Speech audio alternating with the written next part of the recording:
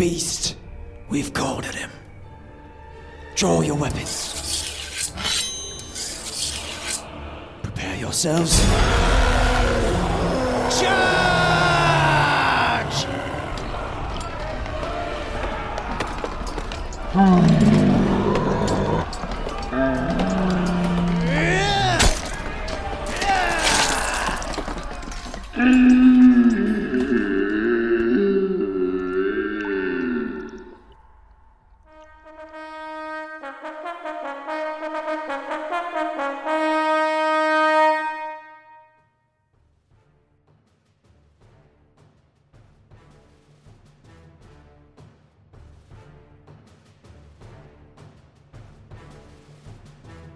Welcome to the Raiders Confessional, the podcast for all things raiding in the World of Warcraft.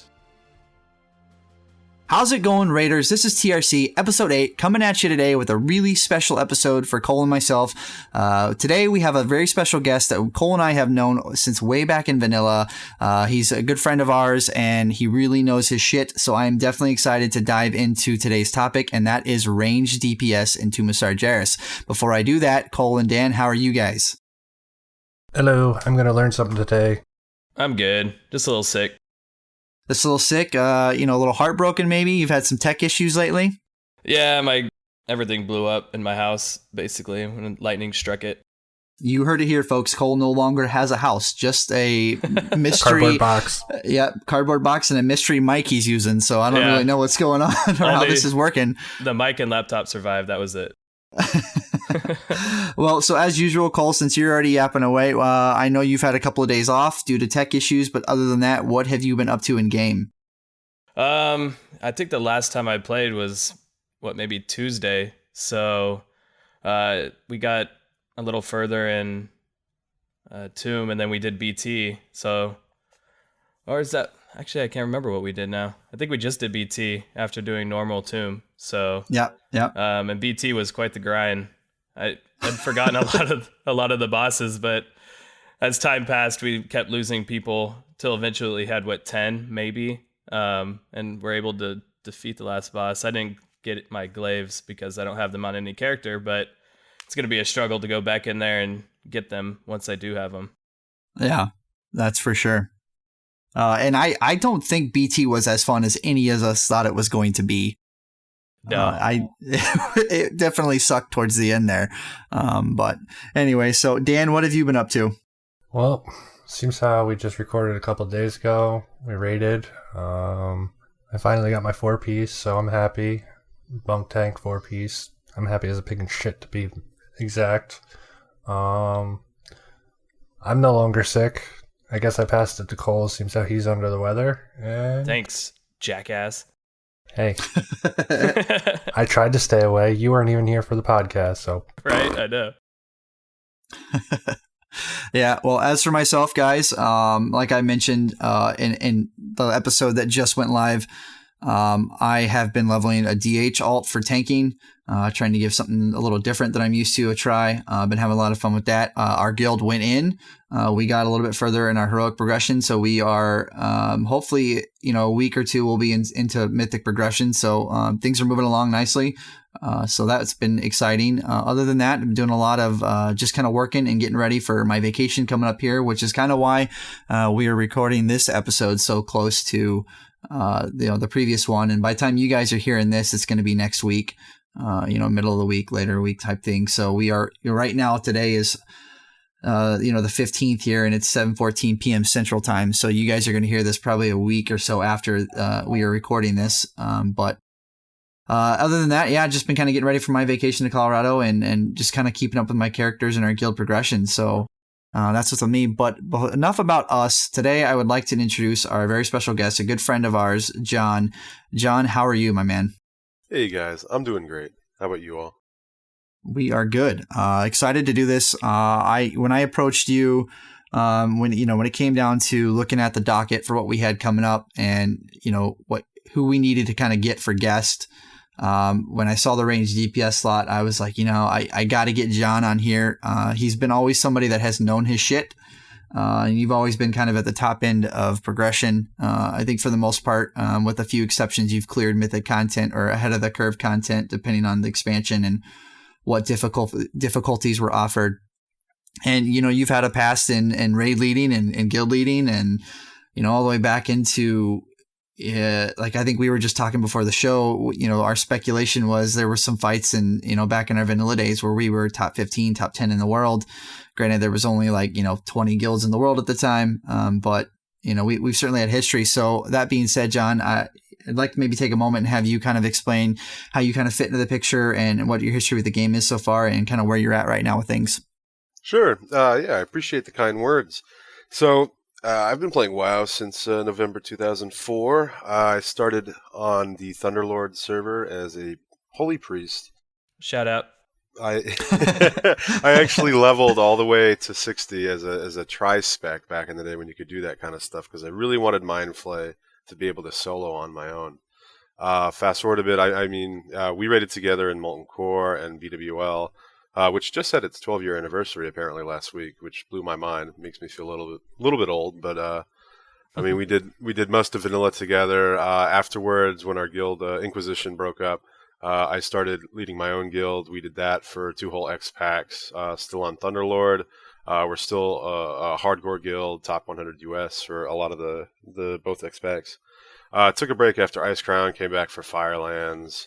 Rated on and off with some friends who decided to come back too. It just seems like this cycle that people seem to come back when new X packs come out. In Mists of Pandaria, I swapped from my beloved Healing Priest to Mage, which I've been playing ever since. I used to kind of pretend that I was actually a mage, a priest in mage clothing, because I missed healing, I missed whack-a-mole. It's a very different game altogether when you're DPSing something versus healing something.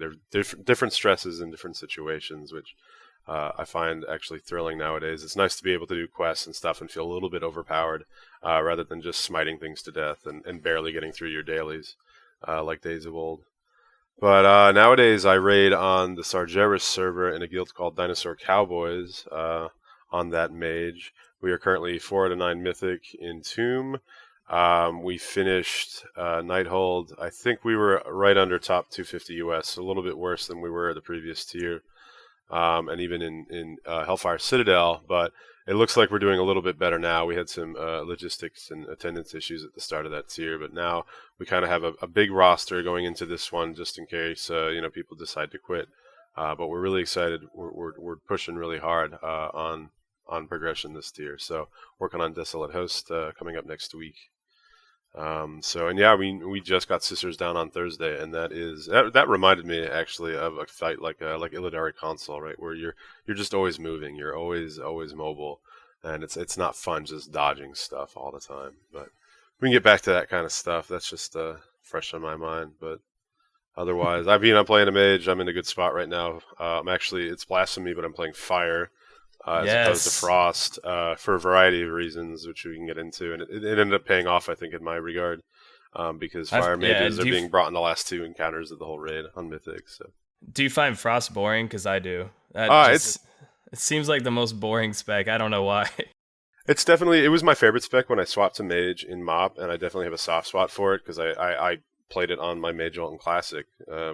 It's definitely a very one-trick pony spec where it can feel pretty boring, where you have a very simplistic rotation, whereas Fire can feel a lot more reactionary in its spec. I can't speak a lot to Arcane. I wish it was a little bit better spec. It's king at AoE if you want to cheese encounters like Harjatan.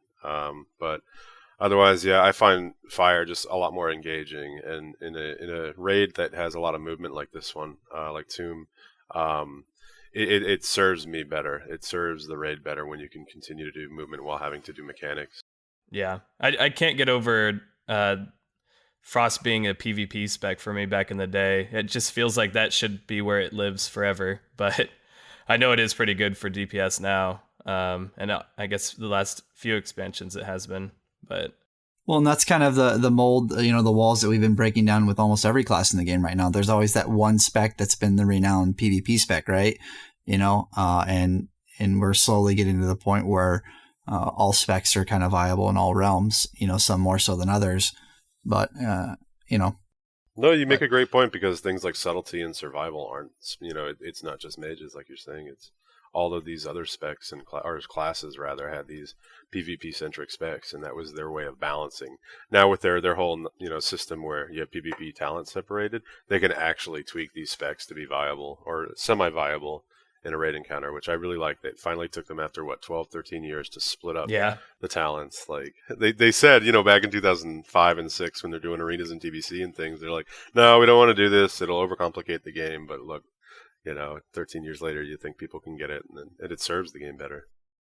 So I kind of do want to take a moment, John, to dive a little bit deeper into your specs selection for this, because I remember you and I were whispering each other kind of when we were at that period of waiting for Tomb to drop. And, when you and I first started speaking during this expansion, I was on my mage as well. And so you and I had kind of exchanged some back and forth in that regard. We both started out fire. You stayed fire. I went back frost. And then going into Tomb, you were saying that you were possibly considering going into Tomb as frost because at the time it was looking like it was going to be the stronger spec, because coming out of Nighthold, it very much so was the stronger spec. But I am of the opinion that fire is true and through the better spec in Tomb, just because of a lot of the heavy cleave and AoE that goes on in there. But I kind of was hoping to maybe get your thoughts and what your process was deciding to stay fire. Yeah, sure. So some background on that, if people weren't sure. Arcane was overpowered as heck in Hellfire Citadel, the last raid of the last expansion. And in the pre-patch for Legion, they did all their class tweaks, like they classically do. And Fire was just far and away the better spec at that point, because there wasn't any sort of balance or rhyme or reason that they're tuning there. But on paper, people were doing sims for Legion and 110 and stuff and making all these assumptions, and Fire was still ahead. Lo and behold, first tier, Emerald Nightmare. Fire is one of the best specs in the game, hands down. They perform really well. They're scaling really well. A lot of it comes down to a couple trinkets and a couple legendaries, which we can talk about later, and I could vent my frustrations about that. That's a whole other topic we can talk about. But it just so happened Fire was incredibly, stupidly strong in the first tier. Can you slow down? I can't write this fast. Yeah. And, with mages, typically, historically, they've always tried to rotate the balance of the specs. Like, you can go back the previous 3 or 4 X packs, and you'll notice a trend that the top mage spec generally rotates between Arcane and Fire.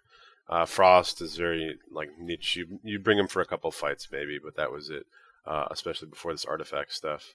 But going into Nighthold, I wanted to stay Fire, even though Frost was parsing a little bit better. I had all the gear for it and the experience. Another round of tweaks come out with 7.2 and 7.25, and Frost is looking better and better, and they are better on paper. They do more single target damage in a stand there situation, in a patchwork situation, in a situation where there's 2 mobs stacked on top of each other, so you can get the maximum benefit from their cleave. But Fire has this mobility thing going for it, this burst window, the better AoE and the better cleave, like we were talking about. And when half the fights in this raid actually have that kind of AoE, you start to see the classes who excel in that realm go higher and higher on the DPS rankings. So if you go and bust open Warcraft logs and you go to ranking percentiles, you'll see the AoE specs at the top because they're so heavily skewed in this raid. So I decided to stay with Fire over Frost, though. I started to play Frost a little bit when the weak heroic came out and everything else, and I just wasn't really feeling it. I was doing okay damage, but I wasn't as comfortable with the spec. Definitely, I hadn't raided with it for the last 3 tiers, and that was a big part of it. I feel like a lot of the specs are close enough now that if there's one spec you play better, it's almost better just to play that spec if you're going to do a higher ranking and do more damage overall. But again, it comes down to the spec. You don't necessarily want somebody to play Survival versus Beast Mastery or Marksman. It really is a class-to-class thing. So I kind of got lucky, too, because you see all these Mythic raiding guilds now bringing Fire Mages because they have these certain cheesy mechanics with between Ice Block, all mages have that. But Fire Mages have that before 90% kind of mini combustion phase, and then anytime a mob is under 30%, you get that execute phase. a lot of these fights have multiple instances of both of those, where a high health mob spawns that you have to nuke, or a bunch of mobs that have a lot of health are you have to burn them down at the right time. So fire just kind of excels in that way. Not to say that I probably need to be looking at frost for fights like Maiden, because there's absolutely no reason why I should be playing fire on that single target fight. There's no necessary benefit to it. You can go and look at the logs for these individual fights and kind of see where fire actually is excelling currently in the 75th or 90th percentile, or you can go back and see, frost is actually doing really, really well in the encounters that it's going to get to sit there and turret. So sorry for going on that long kind of rant about mages, but Tomb is really, really awesome so far in the sense that mages are kind of, you can play almost any of the specs, even Arcane, and do decently. Yeah. Well, and I know I really wish that we could be kind of like Final Boss and we could go through each of the classes, and even further down the road, each of the specs. But that's really not the nature of our show. We're kind of gearing more towards an overall thematic of looking at it just being in a progression rating guild. And so that was the idea behind these types of episodes, was role specific. So, but I think even though you were talking very specifically towards fire mages, a lot of what you were speaking to, while you were using very specific terminology that was, about fire mages, I think a lot of that can be applicative towards other classes as well.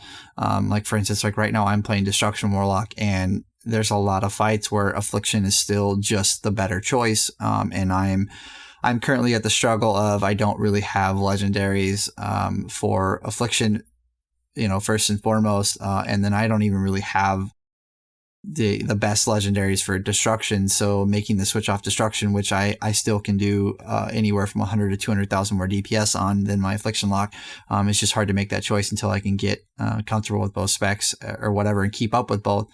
But I think what you were speaking to is definitely the same situation that a lot of other classes are in.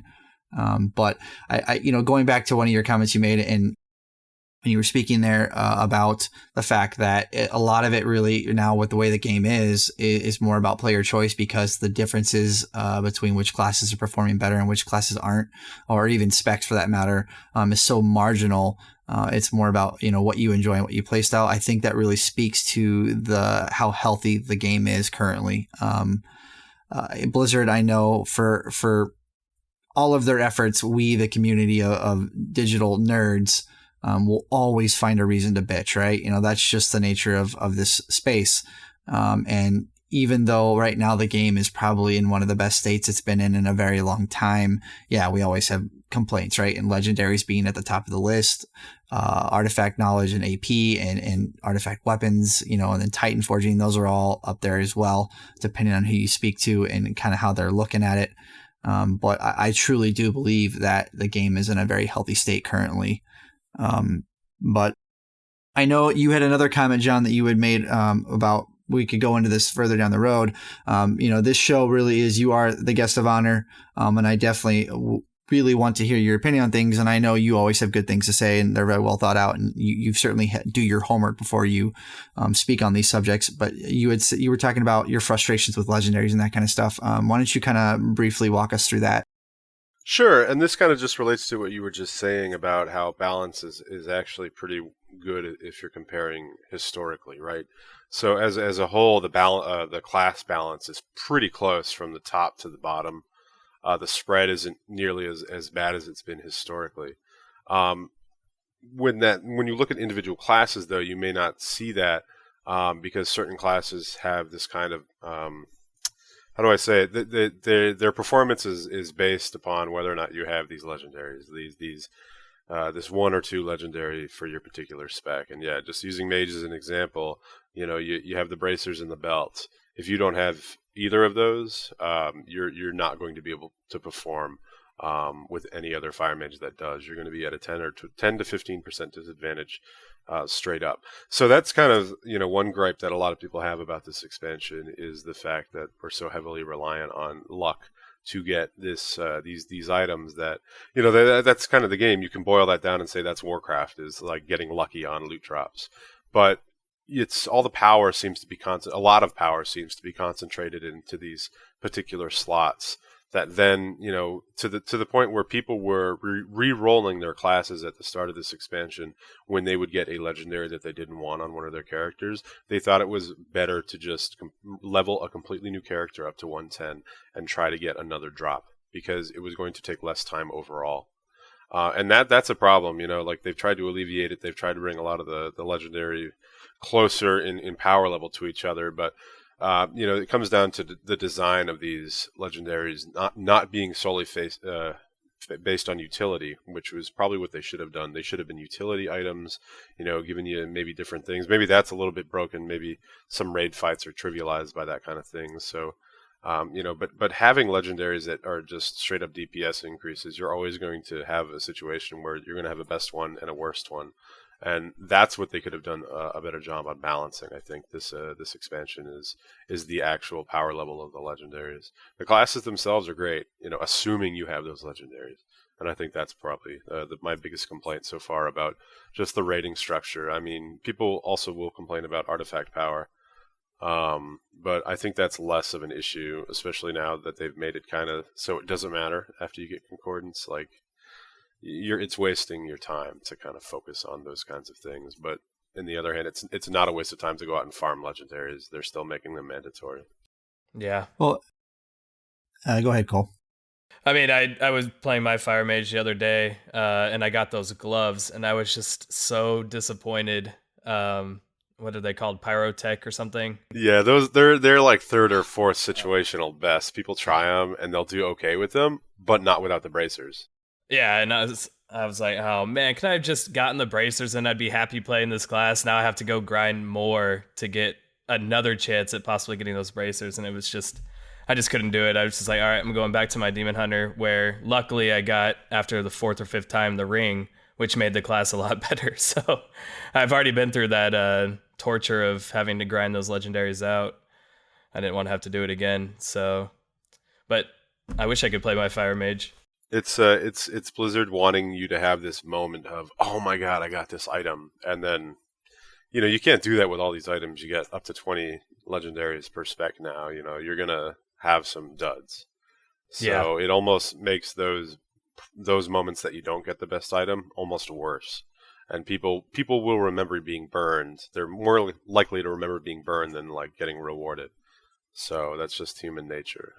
Yeah, that's true. And that's just something like I'm lucky. I finally got my best in slot fire legendaries towards the end of Nighthold, which is I had them for Mythic, like Gul'dan and LSN progression and stuff, and that was wonderful. But I would have probably not even been in if I didn't have those, because I wouldn't have been able to even compete with any other spec or class. Well, and it's funny you say that, because I remember early in Emerald Nightmare, when you and I were talking at one point, I can't even hold a flame to this conversation against a lot of people. And Cole always gives me crap for it, because in every class I have touched this expansion, for the most part, I've been very lucky with legendaries. And I remember the bracers were, one of the first things I got for fire right away. And I was good to go. But I know you, John, like you just said, haven't had your two best in slot until very recently. But how has it been for you competing or trying to perform again, comparing to other players who might have those legendaries but you don't? It gets a little frustrating. I think we had 3 mages at the start of the expansion in our guild, and one of them was fire and one of them was arcane. God bless the arcane mage's soul, but the fire mage got the bracers, his first legendary, and we were doing similar on damage, but he would end up being brought in for the fights, like, because he would have the better gear. I ended up getting like the Dragon Breath helm, which is something that would be best in slot on a few fights, but it's not like your Xavius or your first boss. There's specific single target fights where you're not going to be able to compete unless you have this specific item. And that was kind of a bummer. Like, I mean, we weren't hitting enrage timers necessarily in Emerald Nightmare, but we weren't necessarily clearing it on Mythic the first week either, where it would have mattered. So I know I got sat quite a bit because my DPS wasn't up to what other classes could potentially be. And, you know, I couldn't necessarily swap to Frost either because they had requirements to have the gloves before this patch. You know, you kind of needed this legendary or you weren't going to perform. So we like to think, though, like, if you're not going to, you know, if you're going to play well and not make mistakes, you're going to be more valuable overall. That's the best ideal situation for a raider. But in practice, if you get everybody who's in your group who is, you know, good enough, you're going to bring the guys who have the better gear. That's just the way it is. Right. Yeah. And how are you on Frost Legendaries? Do you have the ones you need, or? Yeah, I actually started focusing on those as soon as I got the bracers because, you know, whatever, I swapped my lead spec. I've got the gloves, got the Frost bracers. I kind of want the Frost helm, the new one. It's better than the new Fire Mage Legendary Shoulders. But that's like, it's luck. It's not going to change, like, let me change to Frost, I guess. I'm not motivated anymore because I'm seeing all these Fire Mages on Mythic Avatar and Mythic Kil'jaeden. But again, I mean, it might be nice on like one or two of the fights later on, like Maiden or whatever. But at the same time, we do have another mage in our guild who just joined a few weeks ago, and he's Frost. Might as well just tell the raid leader to bring him for that because he's going to excel a lot better than me trying to, like...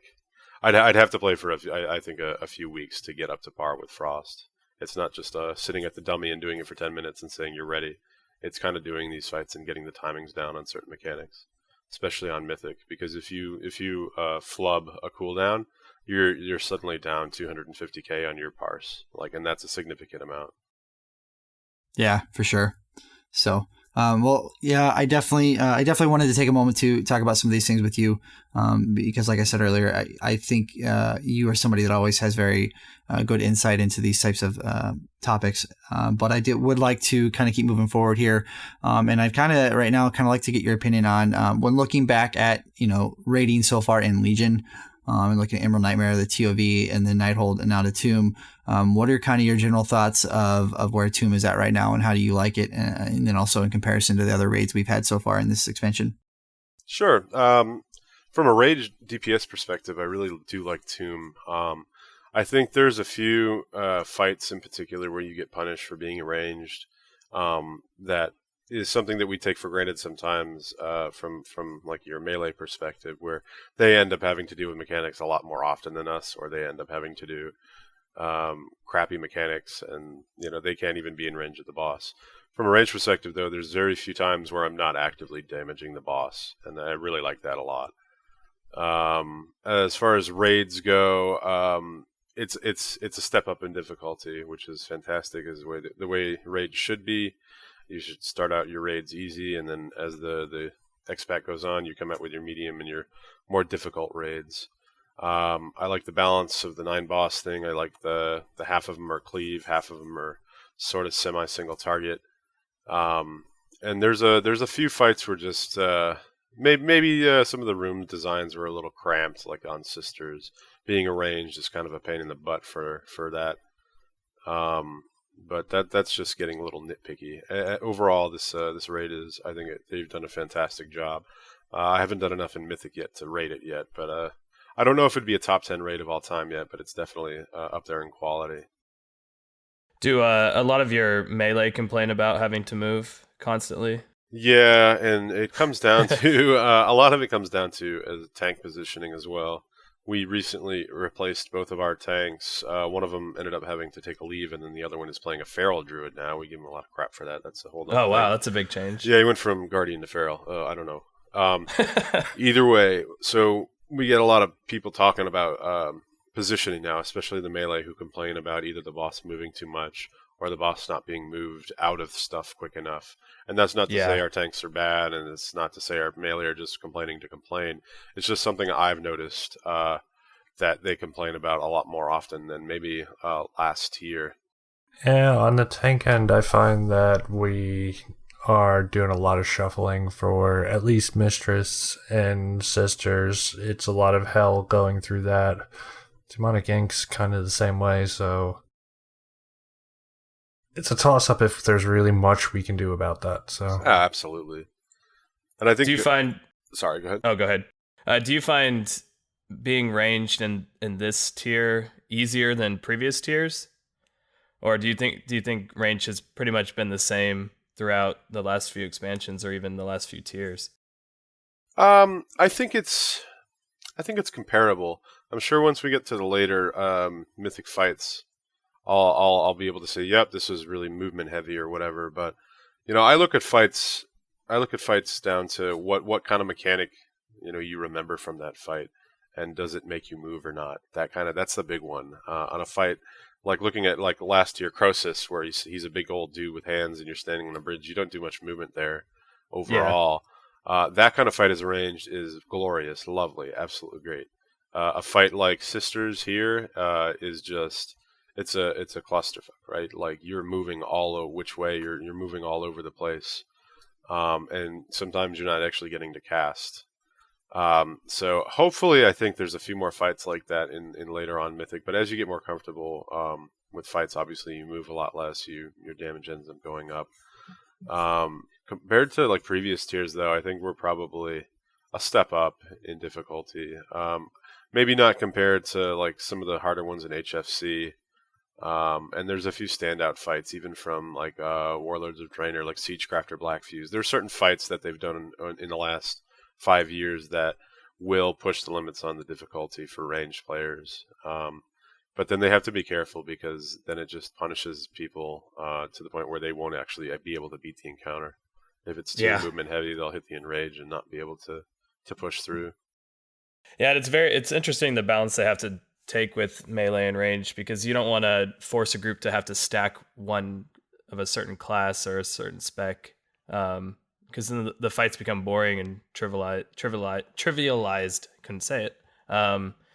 So I haven't seen any fights where they do. Maybe at KJ, I heard they were stacking rogues for their soaks, but I haven't really seen any other fight where they have to stack a certain amount of ranged or melee to the point where they couldn't even do them or do them because of the stacking.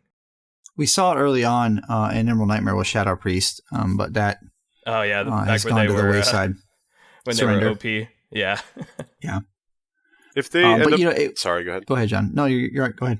I was going to say, well, if they end up making the fights too mobility heavy, then you end up stacking your hunters or your affliction locks, who can do a majority of their damage on the move. And I think they really have to try to avoid that. But sometimes it's like, or Shadow Priests even, you're seeing them a lot more lately. But yeah, that is true. You see on the meters even that the dot classes, range dot classes, well, even the melee dot class, they are way high up on the parses. And I think that's because of the movement, that they just leave their dots on, they can get out of stuff and then reapply them. It seems a lot easier than a class has to constantly monitor their cooldowns and change based on what's happening around them. But yeah, Shadow Priests, Warlocks, like they are top of the parses right now. Well, and that actually kind of, what you two are talking about kind of plays into what I was going to say, is the hard part is, like, especially when looking at, the purpose of today's episode is a role specific one from a range DPS standpoint, but even inside of roles, like whether it be tanking, healing, range DPS, or melee DPS, and then if you even want to, include the overall umbrella of DPS, it's hard to put a single label on even like a range DPS role, because you have certain range DPS that do well in situations, whereas other range DPS don't. And when you look back, from a historical standpoint, way back in the days of vanilla, when range DPS did good, all range DPS did good. When melee DPS did good, all melee DPS did good, with maybe the rare exception of hunters. But I think as we've progressed through each tier and each expansion, we've really started to see where it's no longer, in a lot of cases, about the role. It's more, or even the class for that matter. It's more about the spec. They're definitely becoming more and more unique with each development in the game. Yeah. And that's going to be the challenge today. Is the last two episodes we've done have been tanking and healing, which you can you have an easier time of talking about those roles specifically than I feel you do when talking about range DPS or melee DPS. And I'm certainly excited to see how we can tackle this topic for you listeners today, is kind of looking at how can we use John's knowledge as a fire mage, my knowledge as a destruction warlock. I know Cole has gone back and forth between melee and range this expansion, and Dan, you've just been a tank and dabbled a little bit in healing. but how can we discuss this in such a manner between the four of us to hopefully provide you listeners with enough input that you can, leave after having listened to the show and then step into a progression raid and hopefully perform better. So with that being said, now since we've kind of gathered everybody's opinion of where the state of things currently are, from a broader perspective, I'd like to take a more focused look at things, like we have done with the last 2 episodes, and start moving through each of the boss fights. So first and foremost, John, kind of what are your thoughts, and how do you feel ranged DPS has it right now with Goroth? Oh, he's fun, right? First boss, pretty easy. From a Mythic perspective, I'm just going to end up speaking about Mythic for the first 4 or so. There's not much difference between Mythic and Heroic. There's a more reliance on being near the pillars so you can actually break the right amount. The biggest change mechanically is the pillars explode for damage now when you break them on Mythic. So as a ranged player, you need to make sure that you're close enough to break 2 or 3 every time if you're targeted by the ball. And if you don't, your raid's going to wipe. Very, very easy from a range perspective. You just kind of chill out near the middle of the room. The boss is kited maybe 20 or 30 yards from the center in a circle out of the fire. But overall, super A+ easy mode boss for ranged. Not much to it. Move out of swirlies on the ground. I've noticed even Mythic Raiders will tunnel and forget that they have to move out of the spawning pillars. But that's pretty much it. I think all raiders tunnel no matter what difficulty. Yeah, right. And sometimes it's hard to notice that that's going on when there's other stuff going off mechanically. So yeah, but good first intro boss to the raid. To be honest with you, I thought they did a good job with that. Now, I love that boss. Do you find the fun in this fight just the ability to kind of go ham on the boss and not have too much to worry about, and see what kind of numbers you can really put out? It's really nice when you're you see the timer for the boulder coming out and then you don't get picked. It feels good, man. Every time. It's got a big old smile, just going to keep on DPSing. That's probably the highlight moments of that fight. Otherwise, from a ranged perspective, sometimes you get tasked with soaking circles that are kind of far from the raid, and that might be a pain in the butt if you don't have a blink or some cheesy immunity. But overall, there's not much to it for ranged, even on Mythic. It's kind of an execution thing. I'd say it's more of a tank fight, getting that correct, tank cooldowns and whatnot. Yeah. Especially after they nerfed, you could cheese it with Spell Reflect without getting into too much detail. You could completely ignore a mechanic on the fight with Warrior's Spell Reflect for the first week of Mythic, and then they took that away, and you kind of had to relearn the fight then and doing it right. So doesn't matter for us the range though. So right, and we can certainly talk about that type of situation you were just alluding to when we get to the Mythic race at the end of the show here. But just a quick kind of so people kind of get an idea of what I'm talking about. We've seen a few fights now where Blizzard has changed things that have forced people in the Mythic progression early on to relearn fights, so to speak. So, and like I said, we'll talk more in depth about that because I think there's some good conversation to be had from that subject. So like John said, it's pretty short, sweet, simple, to the point, not too much to Goroth. It is a lot of fun. And I think that can be said for, everybody involved. It's pretty easy. It's a good fight to kind of get your feet wet. And then, so range has a soak mechanic in this one. Yeah. So there's it's one of those typical, John? I think, it's kind of like Fallen Avatar where, I think on Heroic anyway, it's one of those it's a meteor type mechanic where there's a circle on the ground, the more people in it splits the damage kind of thing. Goroth, I guess it might be Mythic only, I don't remember, but yeah, it is. Okay, there you go. He does 3 every minute and some, maybe less than that, but you have to have at least 3 raiders in those. And that's kind of, there's always one sort of near the boss, and we have to have our melee do that one. Typically, we used to have our tank do it, and that was part of it. When you could Spell Reflect that debuff, he didn't have a damage taken increased debuff. He could actually soak it solo. So that was something that now the ranged or the melee had more responsibility after that change. So Blizzard has a soak mechanic hard on for this tier, don't they? Oh yeah, like a bunch of the fights have very similar stuff to it. Yeah. Yeah. And early on in the expansion, coming from a raid leader perspective, or I guess early on I was more just an officer, and have kind of refocused into that role since then. But those types of mechanics have always kind of worried me as our group, because those of you listening kind of know as we've gone through this show and kind of from start to where we are now, you guys have been kind of coming along the ride with us as we have continued to build our guild towards being a Mythic progression guild. And as our players kind of grew with us, there were some players who were seasoned veterans and some players who were new to the game. We kind of had all walks and flavors of life and experience levels. So having these mechanics where everybody was forced to participate was kind of a scary thing. Wouldn't you agree, Dan? I know that was one of the conversations we have pretty infrequently in officer chat. John, you can probably relate to me because you were a guild leader and a raid leader for years. You definitely have those points when you're looking at progression that's coming down the pipeline. You're like, oh shit, this is going to be rough on our group. Yeah, that's not like unique to any one guild. I think that's a universal feeling. Yes, Ryan, I do agree with you. Sure. But I will say this, though, as our guild, as we've had players who are getting more comfortable in their own skins with what classes and specs they're playing, and it's less of a worry if DPS is going to drop below kind of where we need it to be with still handling mechanics. I am finding that there is more excitement for us to start having some of these mechanics. If I put my raid leader hat aside for a moment, I do really enjoy mechanics in fight where it forces the entire group to participate. And I think that is definitely one theme we have seen throughout all of the tiers of raiding in Legion so far is Blizzard really is trying to focus more on the entire group participating, where if one person doesn't do their job, your whole group is going to fail. And it definitely has sucked so far, but I think as more and more guilds are kind of starting to get used to that style of raiding, things are become more fun in my opinion. But enough yapping about this guy. Let's move on to speaking of past content we've seen before. Let's talk about Demonic Inquisition.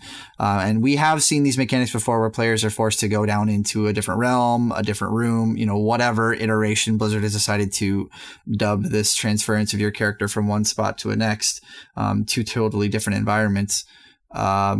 I kind of find this fight unique and fun. It is frustrating from somebody who's trying to lead a group or help lead a group rather. But John, what are your opinions on Demonic Inquisition here? You like this fight? Don't like this fight? Is it tough on ranged? Not my favorite fight, but it's tough for ranged. It's a lot tougher on the harder modes, Mythic and Heroic. Even Heroic has added mechanics like the spikes that Atrigan, or what's his name, shoots up. He basically shoots a cone of spikes out of the ground towards ranged DPS, and you have Belarak? No, Atrigan. Yeah, so that's probably the only mechanic that I'll complain about on either mode. It was definitely something that was knocking up half our raid on both difficulties. But I mean, from a ranged DPS perspective, on Mythic, there's ads that spawn, and we were having issues with people not swapping, whether it was melee or ranged. And it's kind of one of those things where you're just talking about if not everybody does it, you're going to wipe. If you don't have everybody switching to ads, you're going to get overwhelmed. Just getting specifically ads spawn on that fight when you come back up from the Shadow Realm. So if you get full Torment, you go down below, you come up like any other mode, you spawn an ad underneath the boss that can't be stunned, and you got to kill it. So it's one of those little extra flavor things where on other difficulties it may not be an ad fight, it may not be an AoE or DPS cleave fight, but on Mythic it happens to be that way. But otherwise, there's just a lot going on in that fight. It's a lot to micromanage, especially from a healers. For healers, they have that buff that they have to cleanse when the person runs out of the group. It's really hard to manage that when there's 3 other abilities going on. You can't really just say, okay, I'm out of the group now, dispel me. It's kind of this, you have to be kind of aware and stare at your screen and make sure that person's out of raid, not just staring at your UI, but the actual environment. And some people actually have a lot of difficulty with that, and it ends up showing on these fights where you have to move quite a bit, or there's some weird mechanic that hasn't been done in a while. Yeah. So I guess we'll keep going here. I got to believe this next fight is some fight you kind of like, especially being a fire mage. Are you a fan of Harjatan? Yeah, that's a fun fight you can cheese. It's the one fight where I think Arcane Mage does second in Warcraft logs right now, right under Balanced Druids. Arcane Mage is second overall for parses. It's one of those fights where you just get to cleave a bunch of ads that spawn. It's for ranged. It's pretty easy. You kind of just follow the tank for most of the fight, and you do a stack and spread for when the boss does his kind of enrage and he's throwing puddles everywhere.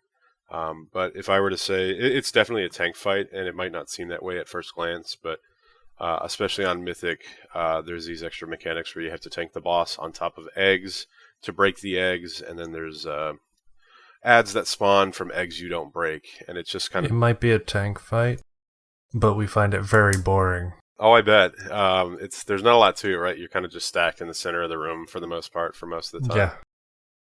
A lot of guilds are actually going in their Mythic guilds and killing it in under 6 pulls because it's pretty straightforward. It's really just kind of can your group pay attention, kill the healer ad, kite the fixated ad. From a range perspective, I'm sure it's a little bit more complicated than melee, but not much more so. You're pretty close to the boss most of the fight. Which, I mean, this kind of feels like the other tiers we've gotten, with the exception of TOV. Usually the first 2 to 3 bosses of these raids have been relatively easy. Yeah, people were pegging him to be one of the easiest Mythic bosses in the last few tiers. I believe it. I think... Harjatan? Yeah, he is really easy, honestly. We had issues with tanks dying, but that was kind of our fault. Our healers weren't doing the right cooldowns and stuff, but it's entirely a tank fight. There's no reason why you would wipe from a DPS perspective unless you're just not swapping. Right. But it's one of those gimme bosses, like Void Reaver in BC. It's just a gimme here. Good job killing the first boss. Here's your tier. Yeah. So I know we're kind of getting towards the end of the tether of where your guild is at in progression. But I also know that depending on the difficulty and kind of guild preference among some other variables that may come into play, some guilds have chosen to go to Mistress, some guilds have chosen to go to Sisters. Which way did your guild go? Sure, so I can explain why some guilds went to Mistress first. Well, first of all, we went to Sisters, and a lot of guilds now, almost all of them are going to go to Sisters. The big thing with Mistress was that she has that arrow ability where she'll fire arrows at 3 people on heroic, maybe 1 on normal, and you have to split the damage by having people stand on the line. Well, in Mythic, you could bring blood decays and basically have them solo soak all of the lines, and it would completely mitigate a mechanic. So you'd bring 4 tanks on Mythic to this fight. 2 of them had to be blood decays, and they could do things with stun immunities that they could basically just rotate soak these over and over again, and it made the fight a lot easier than it should have been, which is why guilds were doing that. Now guilds are doing typically Sisters and then Desolate Host and then Mistress in that order, because Blizzard went ahead and said, nope, that's not intended. We're going to make this so it's impossible to do. So they fixed that. And I think Sisters is like the first step up from the first 3 for sure. So everything after the first 3 is honestly going to be more like your old school WoW fights, where it's gonna take you more than an hour to actually beat this stuff on Mythic for your average guild. So Sisters, I think, took us a night, and it was one of those Super Bowls of not standing and stuff fight. Where it's just a constant movement, dude. It's, whether you're dodging glaives or moving out of arrow reins or on Mythic in particular, you have to. It's actually there's a whole group rotation with that debuff where you have to go from light to dark on Sisters. If you guys know how that works on Mythic, you get a debuff when you go over that makes the rest of the raid take more damage from it. So you can only do it in group intervals. So you have 4 or 5 people cross over every 8 to 10 seconds to avoid having the raid blow up. So you have to have this constant rotation of people, kind of like there's a few old WoW fights that you had to have this, but it's literally just a group of 4 people, group A, group B, group C, group D, repeat throughout the whole fight. It's really fun. Wow, that sounds interesting. Yeah, it's super cool. Well, and being a mage, I'm guessing it's pretty easy to tackle that mechanic as well. Blink over, hang out, blink back. So it's super easy. Yeah, from a mage perspective, I mean, from any perspective, melee or range, it's going to be dodging the glaives is the hardest part of Mythic on that. It's the glaives. You shoot the big one that goes across the room and hits the wall, splits into 3. Those split into 3 more. So that's the kind of thing that'll almost one-shot you if you get hit by it. And that's Mythic, though, in a nutshell, is just like learning to dodge that from like a top-down camera angle. It feels like you're playing like an old RPG or Nintendo game. So... Sure, and I know a lot of other guilds have come up against the getting through the healing absorbs too. Yeah, I'm glad you say that. You're right. Some guilds are 6 healing it, and that's obscene for Mythic, right? That's obscene. Which means that puts a lot of pressure on the DPS that are there. Yeah, it's definitely not a DPS race. It's definitely a survive and you win kind of fight. So it's all mechanics. It's all those glaive mechanics in phase 3. Well, isn't the third phase kind of a DPS race once you get there? Oh, well, yeah, because the room fills up, right? So it's a soften range. Right. Yeah, you're totally right about that. It's not. It looks like arrow rain, but it's like stars that rain down in circles. People have to place them, so you can bait them out to the edge of the room. So yeah, when you Oh, you can actually place them in Mythic. yeah. So it's a debuff Okay. that shows up on somebody, and then every second it drops a new circle on the ground. So if you have an immunity, you can stand there and just drop all 4 of them on top of each other to save space in the room. But you don't want to do it on the left and right sides where the eclipse comes. You want to do it kind of at the tops and bottoms of the moon, Yeah. so that you can actually cross over when you need to. I think That's you cool. can place them in heroic too. Can you? Yeah, I just don't know if our group does. That just means our group is failing. We They just might not know the may name of have the boss. lucked our way through a heroic progression then. Yeah. Yeah, I mean that's heroic though. You burn through it, you're easy, you're golden. I think we heroic Yeah. phase 2 to get through the first bird. We only get 2 birds because they actually just nerfed that. If we're talking about That it doesn't spawn as often now, right? Well, and that's so funny because when we recorded the tank episode that just went live late last night, early this morning, Dan and I were. It's kind of neat talking to people who are in a guild that's a bit more progressed, because we for all of the research and homework we have done, which I can assure you we do. We learned some things that we didn't necessarily recognize or realize were as important as they are, or were working differently than we thought they would be. And so we've gone back to the raid and be like, oh, okay, we get this now. And it's been interesting to go through these episodes and learn things that we didn't already know. And like now that you're telling us about the fact that, you know, the way some of these mechanics work, it's like, oh God, we are idiots. Let's go back. I can't wait to get back in there on Tuesday and make this a lot more cleaner than we have been previously doing it. Yeah, that's true. Yeah, you're kind of forced to learn a lot of this stuff that you're right, you totally ignore it on other modes because the boss just dies before any meaningful abilities happen, or you can just straight up ignore them. So I love that about Mythic. Sorry. Yeah. No, Well, you're fine. I mean, you're on the cutting edge, right? So you have to learn a lot of the fights on your own without help from videos and, fight explanations. I think that's pretty cool.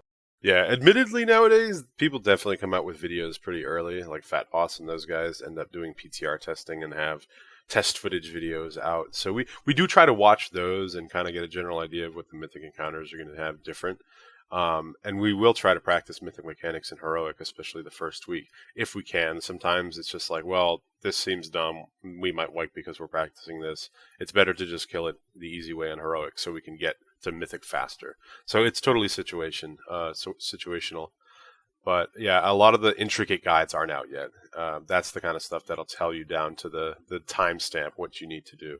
That stuff's super important, and yeah, that's unavailable right now. You just kind of have to figure it out by wiping. Or analyzing others' logs. That's another thing.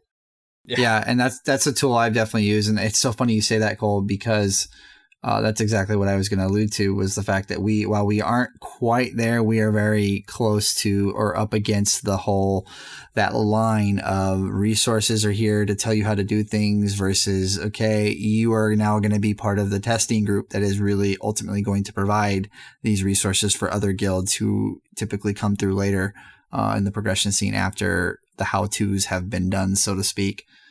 And so we are that's one thing I have struggled with this tier, and that I'm having to be better about is making sure that I'm doing more homework than I had previously done, to try and help the guild. I'm glad that point was brought up. And that's kind of the fun with this show and that was the whole theme that when I approached Dan and Cole was I want this show to be raw in the manner that, I want no illusions out there that we are any different than anybody listening, that we are actually going through all of this learning process and progression like every other person. And we have faults and we're not the greatest guild, and, we're not a terrible guild, and that's part of the excitement. So now, okay, so Sisters is the next step in progression for most guilds right now, probably all of the guilds right now in Mythic. And then it's on to Desolate Host, you said? Yes, sir. Yeah, it's that's what we're working on. We probably had only 45 minutes on it on Thursday after our Sisters kill. So from what you have seen, kind of walk us through what it's like as a ranged DPS in there. Sure. So, as a ranged DPS, I think typically you're going to be upstairs, and you're going to be doing a lot of the same mechanics that you would do on normal and heroic, but better. It's one of those fights where you realize you don't know what you're doing on normal and heroic until you do Mythic. It's exactly what you guys were just talking about. Down to where you're putting the purple that silences you on the ground and stuff, like that slice of the room. The spears, you have to soak the soul spears that send you down into the alternate realm correctly. I think you can immunity soak that as a ranged, so it'd be like your hunters and your mages and stuff will help on that. What else? That's one of the fights I know that we're 3-tanking right now, I believe. I don't remember the ad, unfortunately, but there's a particular ad who shoots out the purple knockback like waves on the ground in a 4-star or a 4-corner pattern. Just kind of like shoots him. You can tank him off to the side of the room, and I believe you don't have to worry about him for most of the fight. He's off on his own. That way, melee and range don't have to dodge that, or at least they have like a 40-yard heads up on the direction that it's coming. That's the first fight of the whole tier that we're 3-tanking, which is interesting. I say, okay, I got to stop you there real quick. And I sorry to do it. That's kind of one of the things we actually talked about in the last tanking episode was the whole discrepancy of to use 2 tanks versus 3 tanks. And Sonny and Ari from the Tankcast podcast, their group doesn't 3-tank. They 2-tank all this stuff. And so I kind of wanted to, I know this is a ranged DPS episode, but this is a good opportunity. I just can't really pass it up. Maybe give some insight as to why your guild is choosing to 3-tank it versus 2-tanking it. So I wish I had the exact reason. I can't remember if the ad won't respawn if he's not killed. It's one of those ads where it's on the top realm where typically he'll get a bone shield that you have to break by dragging. You get a debuff in the spirit realm. You run on top of the ad, you blow up, you remove their bone shield. Now, I guess that it's better to just tank this ad off to the side. It makes sense to dedicate a whole raid slot to having a tank do that, because then you don't have to worry about A, killing it on time, and B, dodging that purple. There might be something where the tank has to keep taunting them if they keep spawning. I don't necessarily recall if they keep spawning. We only had the 45 minutes, but I suspect they don't. But it's definitely a strategy I don't think that they intended. It definitely seems like there should be a way that they can fix it to make that impossible, because they really don't like 3-tanking fights. They're very few and far between.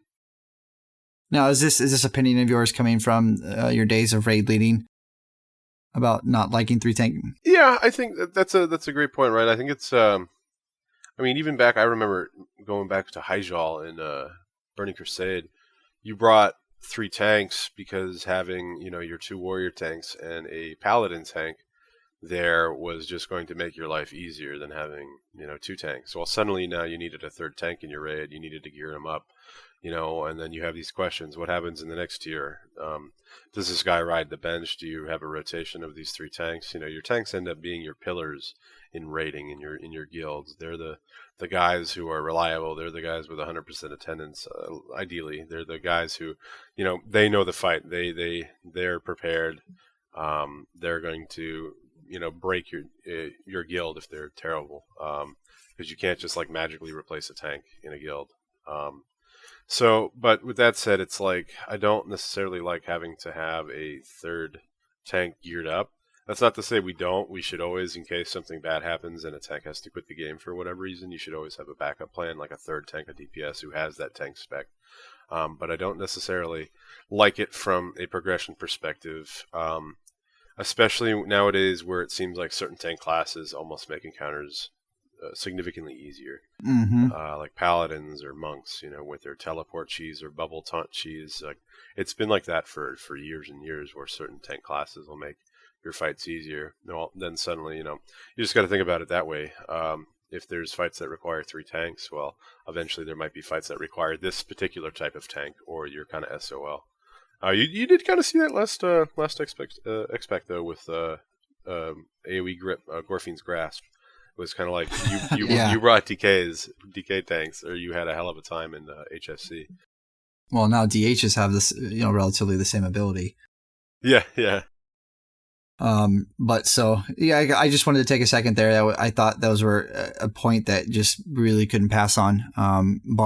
So range. Now, when you say upstairs, you're talking corporeal or spirit? Yeah, corporal realm. Yeah, that's corporal realm and spirit. Is it spirit realm down below? Corpse upstairs. Okay. But I just say up. The ads that get the shields? Yeah.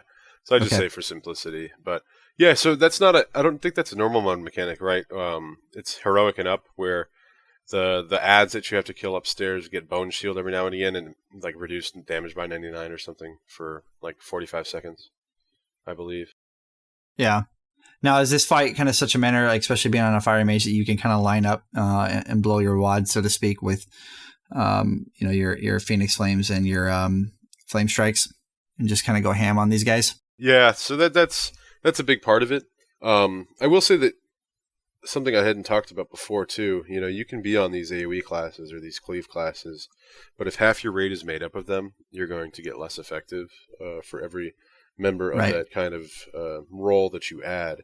So, fire mages may be great on this fight, but I might not end up being as valuable as I can be if we're bringing your warriors or your boomkins or other specs that have that snap AoE.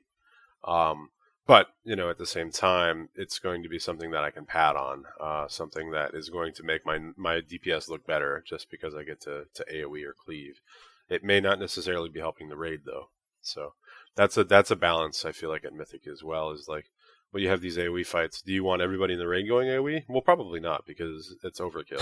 People are going to get two or three AoE GCDs off, and it's not going to matter. And that's why some of the guilds, you see these warriors with 2 million DPS parses on some of these fights. Well, that's because nobody else is DPSing. Like, nobody's cleaving. Like, they're purposefully letting particular people in their raid inflate their DPS to get better log rankings. So that's a whole nother thing that really shouldn't necessarily matter, especially in progression. You're just trying to kill the boss. So a lot of people forget that, and they'll hyper-focus on their own numbers. Well, and that's something we have talked about multiple times on this show, is there very much is a difference between classes that do well in progression or are better suited for progression with whatever respective tier you're in. And you even go further as to allude to specific fights than there is when things are on farm. Like for me personally, I was on an elemental shaman, geared him up, got him ready to go at the end of Nighthold, was ready to come into Tomb with an elemental shaman. And next thing you know, we had 3 elemental shamans in the raid, in the guild. And it was just like, me personally, I didn't like the fact that we had 3. I'm a big fan of diversity in a raid group. But I also knew too that with one of them being just an absolute fiend with Mythic Pluses, he was by far and large going to run away with, like you were saying, snap AoE situations, and the rest of us were going to be left to the wayside and less effective. And now that I'm on a Warlock, we have an Affliction Warlock. So fights like Mistress, our Affliction Warlock, he drops bombs. He's really geared. And it's one of those situations where it's better for me, especially with our group and kind of where we're at, to stay destruction and especially in that third phase, to help pump the single target into the boss and push her over. But there is a difference. And for those of you listening, I kind of want to take a second here yet again to allude to something that I feel like is a good point to not really pass on. There is a difference between padding meters and parses and what is healthy for progression for making sure you get those initial kills. And just because you may be on a class that does well in the parses doesn't necessarily mean that you are best suited to help your guild get past that progression point. But Cole, I kind of interrupted you there for a second. I kind of wanted to give you an opportunity to maybe get out what you were going to say. No, I was just glad he was saying exactly what you guys were just talking about, that it's not about the parses really. And I know a lot of the time we look at that as the only benchmark to say is a player, doing good. But I think for progression, just living through the fight and doing the best you can is probably more important than padding the meters. 100%. And I think, John, you'd probably agree with me, Yeah, absolutely. I mean, to the point where on, just using Sisters as an example, people were using Pride as because, I want to live. They, the boss will do that arrow thing where she just hits somebody for like 3 million or some truck number. And you know what? Oh, they have Pride as shield. They're going to live. Yeah, that's good. So, yeah, and we're still seeing that. I like that. That's a big thing, is just like live and you'll beat the fight. Don't worry about, your numbers. So, going back to host, I don't know if I'm going to go cleave spec for that because it may not be worth it. I might just have to go single target, and whatever incidental cleave happens on those ads, great. But I figure maybe those other specs like Boomkins will take care of it. Well, and I think the funny thing with that fight is, so once you get the ads to 50%, there's really not much else you can do. So, and if the timers, and I haven't been in Mythic, you have, so maybe I'm wrong in this understanding, but it might be one of those things where you kind of have to wait for the timers to line up anyways for people to have the debuff in the spirit realm to get rid of the shield. So if the timers are a little ways off, it might be better just to slowly whittle them down and let one or two people take care of them, because there's nothing anybody can do past 50% anyways, and your time is better spent putting that single target DPS in there. And I noticed that this sometimes on fights with my elemental shaman was, okay, yes, on the parses, every single elemental shaman on the logs is running the AoE spec with the bracers, the lightning rod build. But I can tell you right now, I performed just as well with our other shaman. There were a few times where I didn't tell anybody I was switching, and I ran the single target build, and I would just drop Stormkeeper and then do the snap AoE even a single target spec, and there was really no difference.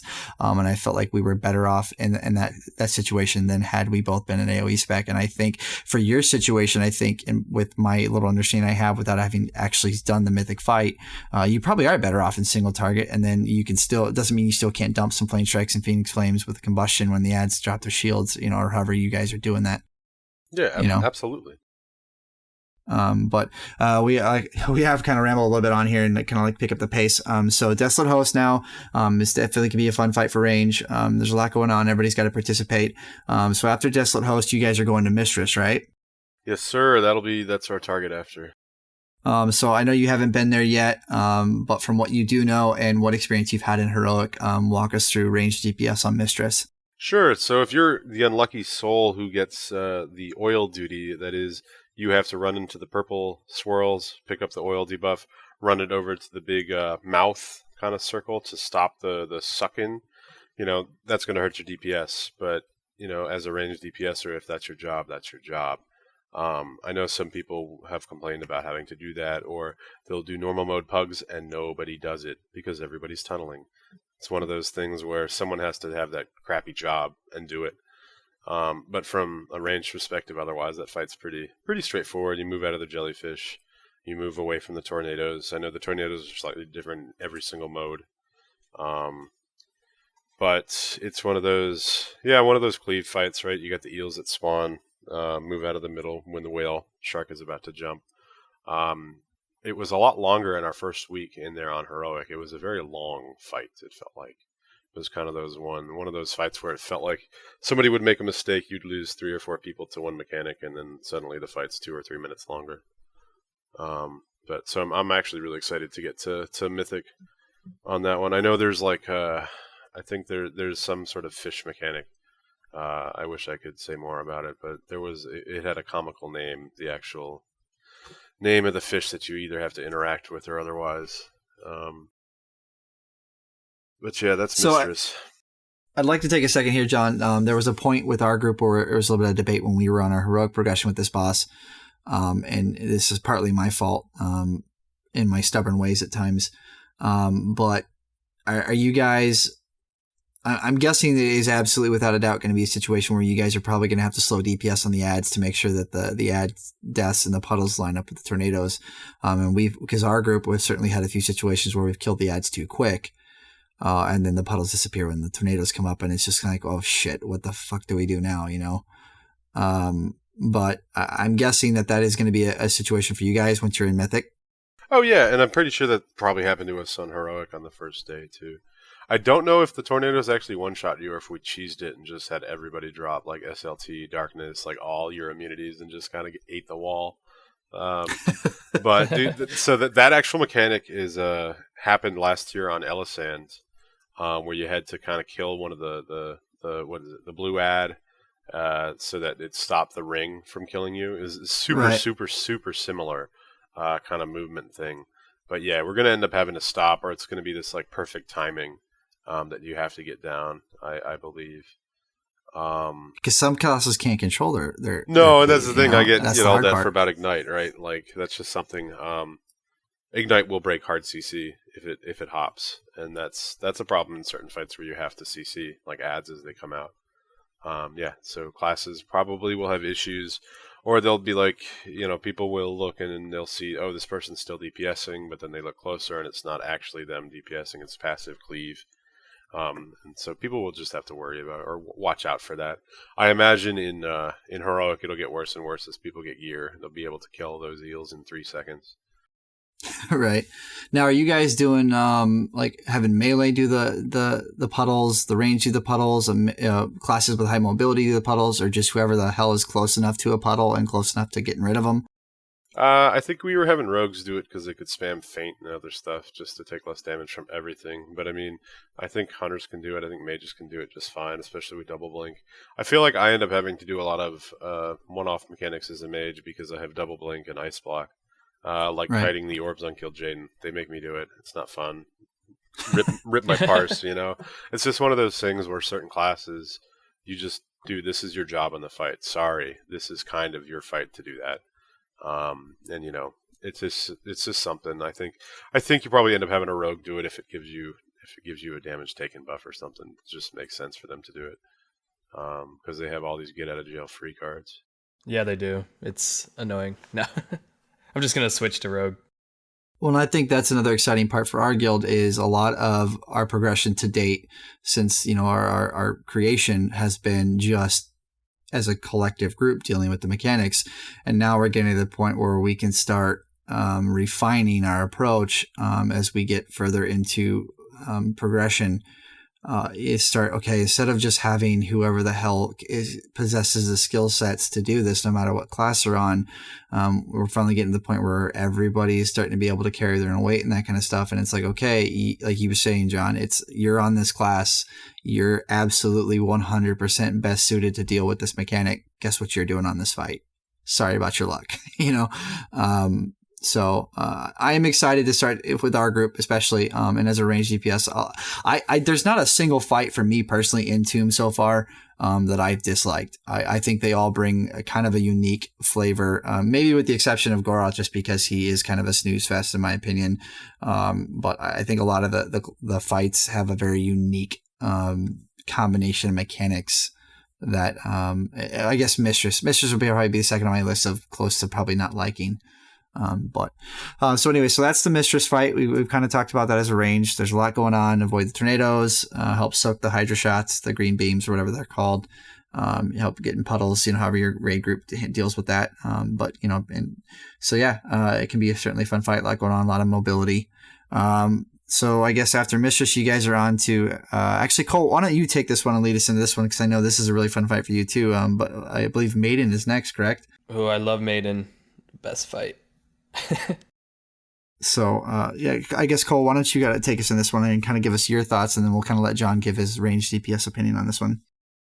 Well, I don't know much from a range point of view on this fight. I know in ours, we try to have the tanks lead us when we're, you know, switching over to when she, you know, jumps and we do the ball phase. I don't know if does your range generally stay with the tank, or do you try to run up to the boss as quickly as possible, or how do you guys handle the orbs when you're switching? Sure. So on heroic, we thought it we thought it was going to be mandatory that we had to get as many orbs as possible on our people, so we'd have the damage increase. It ended up being not so mandatory. So we just ended up having the group kind of run as a ball on each side. So on fell side and light side. So I guess, yeah, with the tank, we'd kind of run as a ball up to the boss on the other side. And you really we'd have maybe 2 or 3 people on each side focus on getting the color balls to try to splash them onto the stack. But otherwise, we weren't like necessarily focused. It wasn't our priority. We were trying to wing it, and we found that winging it, people would hit other colors, and then the entire side would blow up, right? They'd all have the bomb debuff. And instead of just getting upset and blaming specific people, because you can see it in the replays, you can see who's out of position. It's really not rocket science figuring out who messes up that kind of thing. But it was like, okay, let's just not stress over it. Let's just work on not touching the balls, and maybe we'll get some buffs here and there. So that's what we ended up having to do. I know that the balls end up being a lot more mandatory on Mythic, and any balls that aren't soaked, I think, explode and wipe you. So you end up having to have multiple kind of soak groups on each side. So you'd have a fell and a light group on both sides.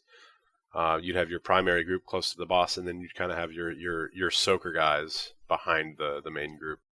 Okay, so you don't stand in one big clump on each side. No, you'd be 2 medium clumps, and then you'd have maybe 2 or 3 soakers behind that big group, getting whatever orbs weren't gobbled up correctly.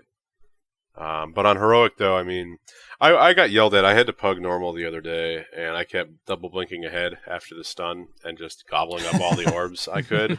And a lot of people didn't take too kindly to that because they're like, "Mage, you have 10 stacks. Nobody else has any stacks." And it's like, well, I'll get better. They didn't really like that. It's like, yeah, that's the thing. I mean, I play a demon hunter. I love just charging up or fell rushing up and grabbing as many orbs, but then I have to fall back now because our group likes to follow the tank and just like sit back from the boss and collect as many orbs as possible.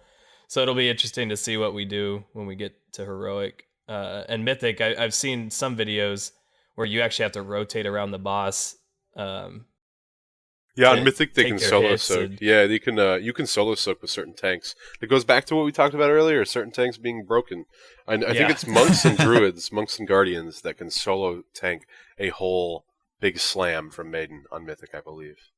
It's funny, that's the 2 tanks we actually use. We're not broken, we're just skilled. Please, everybody, go listen to the tank episode. You will realize Dan's statement is false. But this fight's pretty straightforward for both melee and range, I feel. Yeah, you really don't want to touch the balls at any cost. Your damage is secondary to just not doing that. Don't tunnel when there's swirlies underneath you, when you're actually just damaging the boss in between phases. I know the timing can get kind of weird when you're jumping off for the bomb in different modes, because normal has a slow fall. Heroic does not have the slow fall, but you still have to jump at like 2 seconds. Anything more than that, it's kind of risky. Yeah. The timings are totally different on every mode, though. And it's just something I know the big trick there, right, is it knocks you backwards. So if you orient your back towards kind of near the boss, you'll get knocked up back to where you need to go, rather than like across the room and then have to run around the edge out of healer range. So that's probably the biggest tip from any point of view, not just ranged, is getting knocked back up properly. How do you feel about this fight as arranged? I did not like it at first, but there's not much to it, right? Like there's really not much movement if you're looking at the fight from you repeat over and over again. It's really, you do the one phase, you rotate colors, you just do that over and over again. It's like a Thaddeus. Thank you for bringing that up. That was so. Back in the day when we used to raid Nax, I don't know if you remember, but I had a shitty connection and a shitty computer, and I would always be on the wrong side and kill our raid every time, to the point where I think you guys were just like, all right, Cole, you got to sit out. Like, we're not going to progress on this fight. I think they brought Joust and they just made him stand off to the side because we needed a healer. They were just stand over here, bud. Don't worry about it. Don't feel too bad, Cole. I think when we got the second round of Naxxramas, when I joined the second iteration of Inquisition during Wrath, and John was raid leading, I think I killed our completing Nax with nobody dying, whatever that achievement was called, by dying to Thaddeus. Oh, really? Yeah. So, and I think Sophocles, Dan died right after me. But Dan's still around. Yeah, that's awesome. But yeah, that definitely brings me back to those times, and I loved raiding at that time. Yeah, I love when they bring back old school mechanics, right? It's definitely like a nostalgia thing that they got going on sometimes with that. Yeah. I mean, this whole X-Pack can be kind of boiled down to nostalgia from Warcraft 3. Yeah, that's true, yeah. But I really do like when they reuse some of the more iconic mechanics that have been a few years since they've done it. But again, some bosses, like going back to Mistress, I feel like she's just like a Frankenstein of a bunch of mechanics from other fights, just kind of thrown together. Yeah, this one you actually have some time with Light and Fell, that if you touch someone or are near them, you don't instantly get a bomb. But with Thaddeus, it would kill you if you touched. You had to go in a circle. So you'd like infinitely hit each other until you died. Yeah, every 0.1 seconds or whatever. So I guess that's pretty much the main fight in a nutshell. Well, actually, I did want to ask one question. I did notice I watched the Method, their world first kill of this, and I noticed that there is a mechanic where the groups are it's in between the teleporting phase and after having done the balls, when you're on whatever respective holy or fell side, that the groups are literally in sync with each other, rotating around the boss. Do you have any insight as to what I'm speaking to? No, I haven't actually seen the video for that, but it sounds absolutely amazing. It's one of those fights I haven't prepared for yet. Yeah, because I was excited because when I watched, it was like every 2 to 3 seconds, the raid leader was like, rotate, and the whole group in sync, both sides opposite over the boss would rotate, and the boss would turn on a pin. With a couple of seconds DPS, rotate, and the whole group would rotate. So I was just kind of curious as to, I don't know, I'm excited because it looks like a lot of fun. And going back to your other comment, I did want to add, when speaking to throwbacks from mechanics, if it ain't broke, don't fix it, just make it better. And I think they've done a really good job of that, of bringing back old mechanics and kind of giving them a new flavor, or a new facelift, so to speak. But in spirit of time, again, we are getting a little long here. Let's talk Fallen Avatar real quick with what you do know and what your experience has been so far in Heroic. Sure. As a range player, my least favorite mechanic is probably the stuff that puts it under your feet, the green fire that shows up every second or so for 4 or 5 seconds. That obviously interrupts everyone's rotation on the pull. That's like frustrating, right? But from a DPS perspective, the fight can get really, really, really hectic in the last phase with the tornadoes. I feel like the first phase is entirely dependent on whether or not your tanks can kite the maiden into position. DPSing her is pretty straightforward from a DPS perspective. You just swap ranged or melee.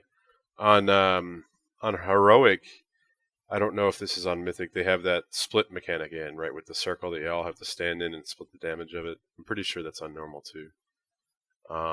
It may not be. Okay, either way. It might be. We may have just been ignoring it. Well, yeah, so it's the same same thing as Goroth puts 3 circles on the ground. You need to have 4 or 5 people stand in all 3 of the circles to split the damage. You talking phase 2? Phase 1. Okay, because I know phase 2 there is that you have to share the damage mechanic, but phase 1 there is not on normal. Yeah, so it's same exact sort of thing, but that one will knock you up. But it's the same sort of thing. Like the phase 1 is super similar. It's a meteor type effect. So a lot of soaking. Yeah, that's their theme here. I know that most groups want you to run the fell missile or the shadow missiles back in the back of the room. We kept wiping on Heroic because the missile would travel through the melee group, and they'd get almost like 1 hit, 2 hit. So it was easier almost to just have people run and then everybody else run out of the way of it. Phase 2 though can get really hectic with that knock-up that we were just talking about, the shadow one where you have to soak. We did it where you have 3 groups. You kind of have you split it into a line behind the boss's butt. So you'd have 1 on the left, 1 in the center, 1 on the right, and you'd have your odd number groups soaking left, your even groups soaking right, and then your melee groups, whatever is left over in the middle. And we'd split the raids, so it was like kind of the same rough amount of people on each. But that one's harder because you have to avoid getting knocked up into tornado when you come back down. And on Heroic, I believe the tornado is not a one-shot, but the dot will tick for like half your health every second or something crazy. It's really bad. On Heroic, it's also like super imperative that you don't mess up the maiden beam or the whatever the ad that comes with the fight that you have to block the beam with, and she gets empowered.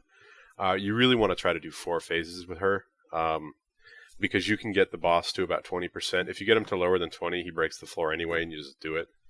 It might be 25, but either way, it's super imperative to get the boss as low as humanly possible before going into phase 2.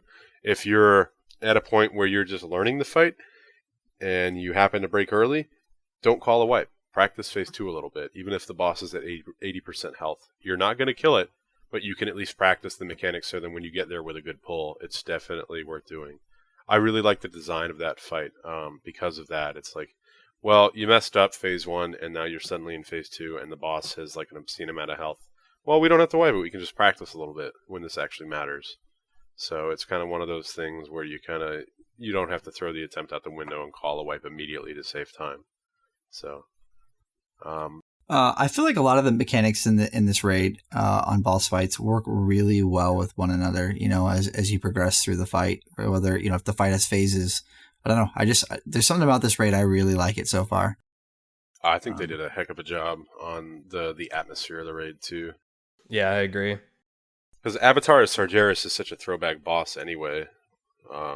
Just like in general, just they've been talking about it since Warcraft 3. That we actually get to fight it is pretty cool. Seeing that Sargeras thing. I want to see just a battle with Egwene and him fighting it out. How did she do it? Seems like it'd be rough. Oh, absolutely. She's the Guardian, man. And there's like the whole flavor thing. Like if you guys never looked, you take the elevator down to his room. It's stellar. It's beautiful coming down from Maiden. Yeah, you see all the worm, fire worm, and just the change cool stuff. Fell to fire to Titan. It's all pretty cool. Yeah, it feels a little bit like mini Old War almost, which is another amazing raid, right? So it's a lot of people's favorites. So. Without further ado, let's talk Big Bad Last Boss here. Let's talk Kill Jaden. Give us your thoughts.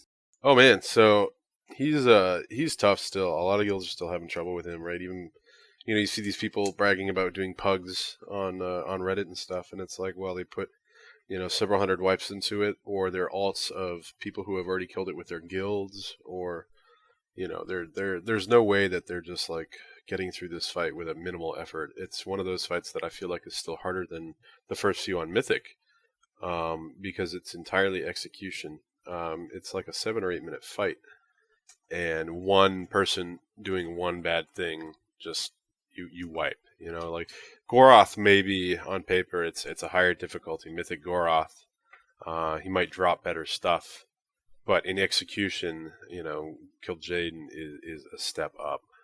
Even on heroic, he's well tuned. I think for heroic is definitely you feel good after beating him. For ranged DPSers, there is a lot going on. As far as responsibility for soaking, I think that's on all difficulties. Is you have to soak the rain, the apocalypse rain, or whatever the name is. And one person stepping out of that early, insta wipe. That's the worst. So that's the same. I mean, you're gonna wipe to that. It doesn't matter if you're a guild who has beaten the game already. Who's 8 out of 9 Mythic right now. I saw people messing that up on the Alpha Mage stream, the Chinese guild. People would step out early and wipe, and it's human error, but it's one of those things where it's really easy to say, hey, this guy messed up and wiped the whole raid, and it's easy to get mad at him for that. The fight's really cool as far as their whole aerial transition phase, where there's no actual DPS requirement. It's a straight up mechanics check for 45 seconds to a minute and a half, where you literally you soak rains, you get close to the shadow balls so you don't get knocked off the platform, you're splitting the laser beam. There's a lot of really cool stuff going on there, and it's been a long time, I feel like, since they've done like an intermission where you're not actually doing any damage whatsoever. You're literally standing there and just like waiting for the next thing to come out. Yeah, that's true. Kind of a really nice change of pace. And that fight's great. With the ad cleave, it definitely ends up being a cleave oriented fight because of the ads that spawn from players throughout the fight. You end up stacking them on top of the boss and cleaving them down, which is not necessarily intended because they all buff each other. It just so happens that you can kind of cheese the mechanic in normal and heroic and kill them all as fast as you can. On Mythic, though, you can't do that. You end up having to spread them out and kill them one by one. And actually, every time you kill one of them, it puts like a debuff on the person who had it, that they shoot out fireballs in a spiral, and you end up having to have the raid dodge everything, kind of like the bullet hell I mentioned before the podcast. Is like you have to have the whole raid dodging these flames, kind of like your Siege Crafter or your orbs in Trial of the Grand Crusader in Wrath. It's just like there's so much going on Kill Jaden on any difficulty. It's really easy to get lost. Wow, that sounds intense. Oh yeah, it's fun, right? But as far as heroic goes, what most people are going to end up doing for the the next few months, even us, we're not going to get to see Mythic kill Jaden anytime soon because we're not playing 5 days a week. We're not we don't have 3 or 4 geared characters that we're doing rotating runs with. Heroic is going to be the one that we're farming for the next few months, and even him, he's still giving us trouble every week now. It's not something that we're one-shotting yet because it's so specific, especially later on in the fight. I don't know if you guys if this is the same in normal, but in the very last phase, there's the obelisks, I believe, are the same in normal, right? They shoot out lasers in kind of the Bomberman pattern thing. But there's a mechanic in addition to that he spawns a fire orb that basically follows the person closest to it when it spawns, and it explodes when it hits that person, and covers part of the platform. Well, the idea behind that is you kind of kite it to where the vacuum mechanic is. So one of the corners, there's a vacuum pulling the raid off the platform. You drop the fire right near there, it'll suck the fire up. So you actually have more room on the platform instead of getting overwhelmed. And that always ends up being my job because I have double blink. So it's definitely a mage thing. We do end up rotating people. You have a mage do the first one, we'll have a hunter do the second one, but it ends up being a mage or a ranged DPS or responsibility, because we end up having like mobility mechanics to help make that easier. But let's see, what other tips for that fight in particular? I mean, definitely top down when you're trying to dodge stuff. It makes that so much easier, especially the Bomberman stuff in the last phase. It's really easy to just like get overwhelmed because there's laser beams, there's acid or the apocalypse rain. There's so many different mechanics going on, and some of them at the same time. That unless you've wiped to it a bunch of times, it's easy to be like, okay, oh my god, I lost track of what's going on. So there are some things like this is a mage tip actually. I know you can invis the big laser beam that he does, and I don't think any other class can do that. Which is weird because usually when you do things, you could use like feign death and it would cancel that kind of stuff out, or bubble. But so if you get selected, you can invis and you have half a second to hit the invis and it'll actually cancel the whole thing. Huh, that's cool. Yeah, I don't know why they did it for that, but then feign death doesn't work. Shadow meld doesn't work. All these abilities that you would think work with that worked in like Mists of Pandaria, they're not working on that particular mechanic. I wonder if we don't see a hotfix to Invis working. Yeah. I do know also we can talk about soaking the rain. You know how you have the one big puddle and a bunch of small puddles? Yeah. I know a lot of pugs in particular, because I know they're doing mages soaking the big puddles instead of tanks, or people who can do it like demon hunters as well. Anybody who can cheese soak the big swirl. Because if the tanks are kind of, I think if they're a little bit slow on the taunt rotation, one of them will have a debuff where they're taking 200 or 300% more damage, and they can't actively soak that big one. Like they'll just get one shot. So that's why you end up having your immunity soakers do it in those pugs, because it's a lot easier than relying on the tank to do that every time. Especially if it ends up being across the room from where the boss is, and the tank has to haul butt over there. That's definitely more of an execution or strategy change that we've noticed, or I'd noticed in pugs for this boss. Yeah, and this is another point where some guilds are choosing to bring a third tank so they can rotate, helping to soak the big thing. Oh, okay. Yep, especially in pugs and lower difficulties.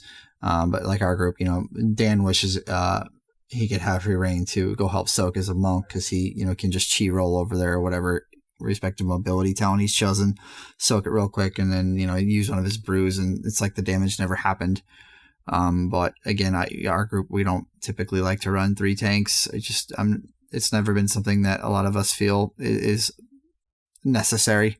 Yeah, we basically have our paladin, me, and 2 hunters soak it, and then that's it. And a mage, and then we usually keep our holy paladin as backup in case one of you guys dies. Yeah. But and we can actually, I never even thought of this. We can, our rogue can help soak too with Cloak of Shadows.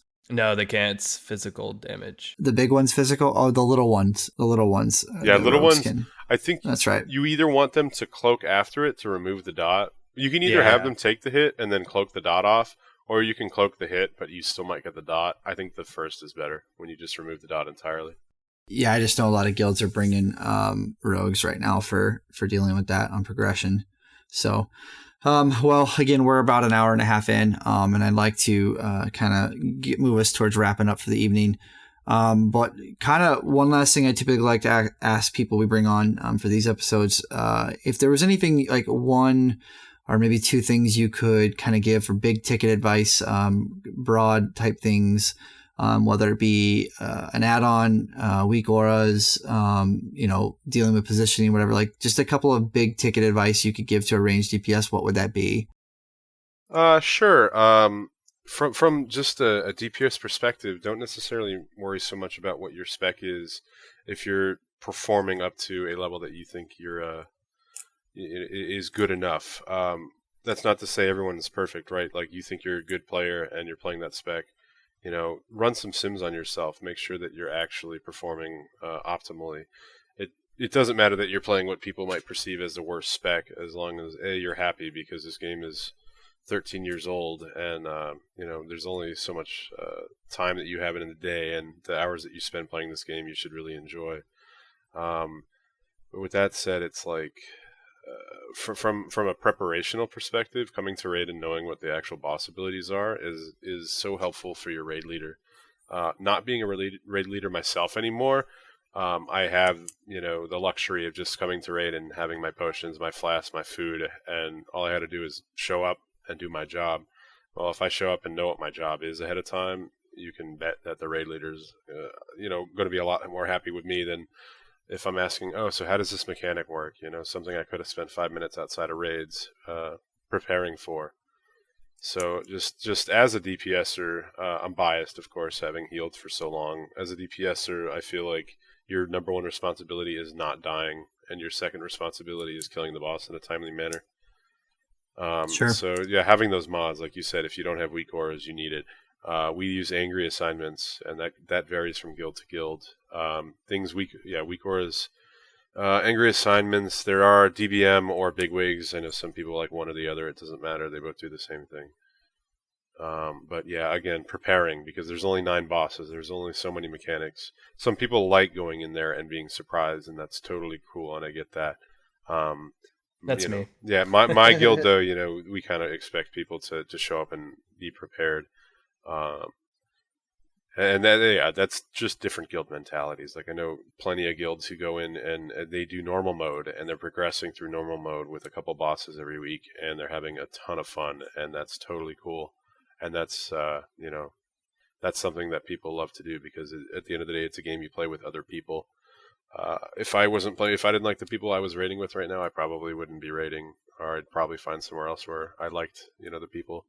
So it's really, it comes down to enjoying the game. Make sure it's not a job for you. Don't be grinding AP 12 hours a day. Yeah.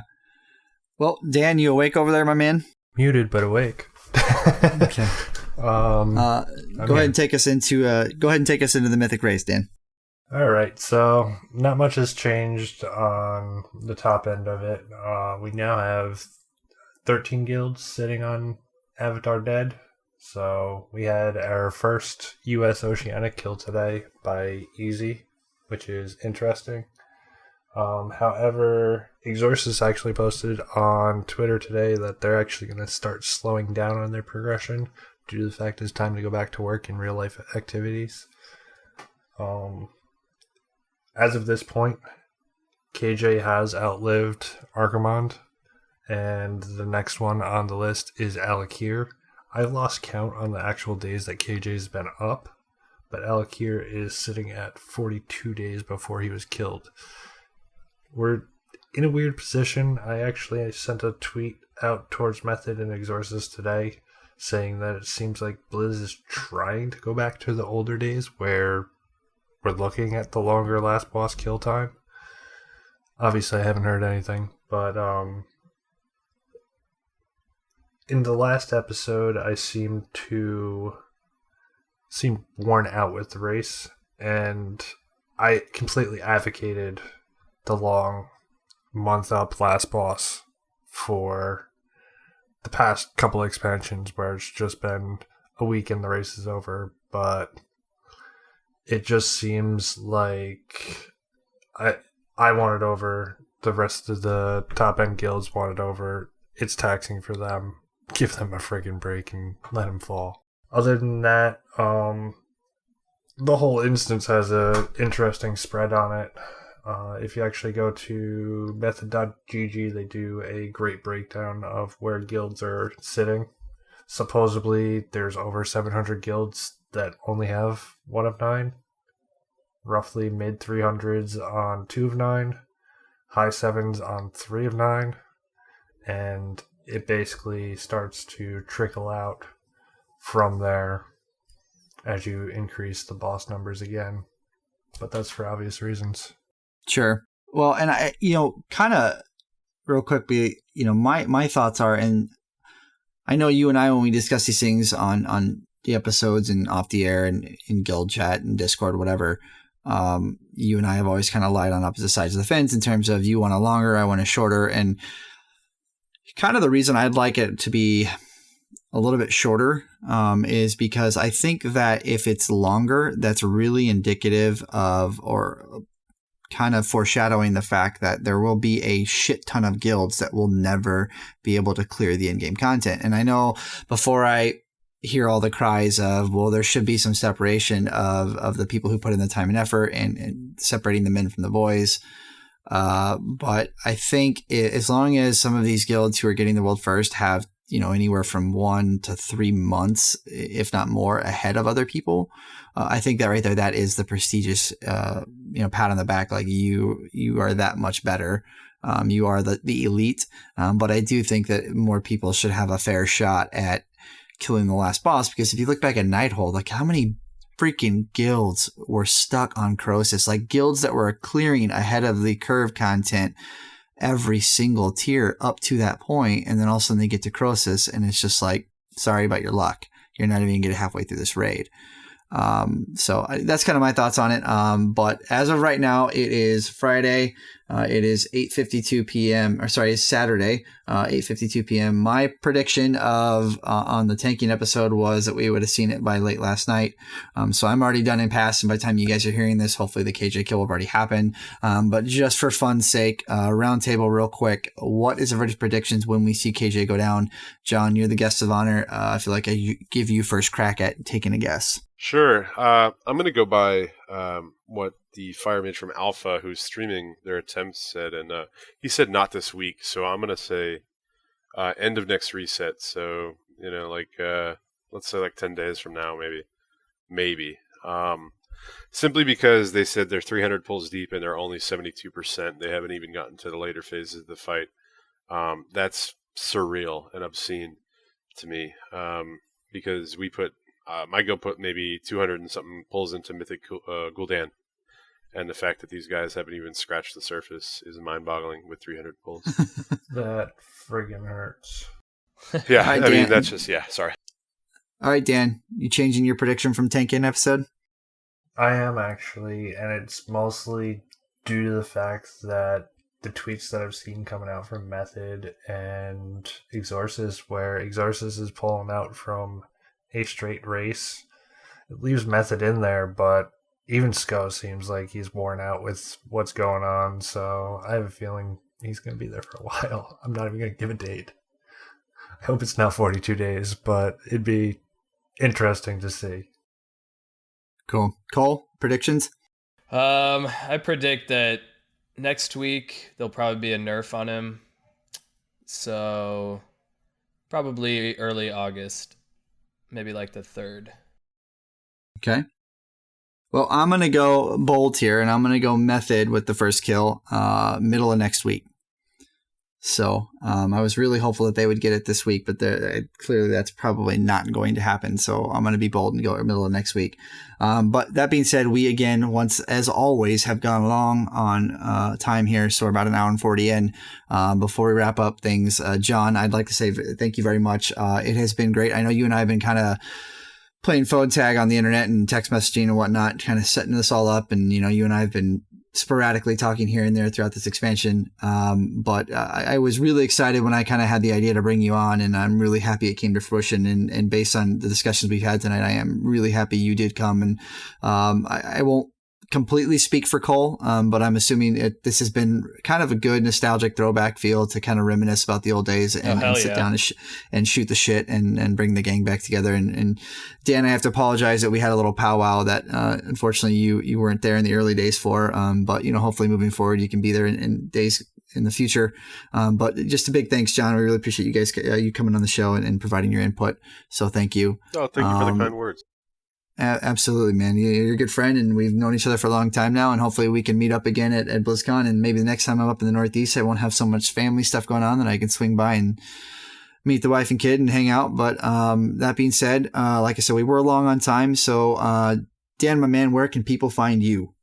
They can find me on my Twitter and my Twitch, JacksonGad1125.